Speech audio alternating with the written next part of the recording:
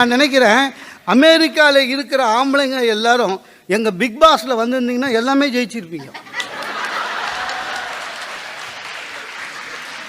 ஆமாம், ஏன்னா நம்மளே பெருக்கணும், நம்மளே டாய்லெட் கழுவணும், நம்மளே மாபடிக்கணும், எல்லா வேலையும் நம்மளே பார்க்கணும். என் ஒய்ஃபே சொன்னான், நீங்கள் கூட விஜய் டிவியில் பேசினுக்கிறீங்களே எல்லாரையும் தெரியுது, போய் பிக் பாஸில் போய் கலந்துக்கோங்கண்ணா, நீங்கள் தான் ஜெயிப்பீங்கண்ணா. அவளுக்கு அது இல்லை, ஜெயிப்போன்னு சொல்லி நம்மளை உள்ளே போகிறதுக்கு மோட்டிவேட் பண்ணுறான். அவளுக்கு என்னென்னா அது உள்ளே போனால் 100 நாளில் நான் வீட்டில் ஒரு வேலை செய்கிறது இல்லைங்க. அதனால் அவளுக்கு என்னென்னா இவன் உள்ளே போய் பெருக்கி மாபடித்து சாவட்டும்,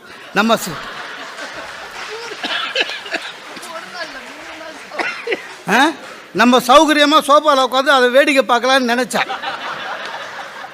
ஆனால் ஒன்று 3 நாள் தான் அதை பார்த்த உடனே பதறிட்டா.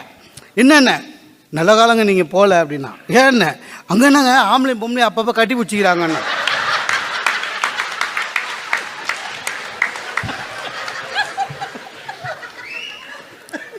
எனக்கு அப்போ தான் தோணுச்சு போயிருக்கலாமோன்னு.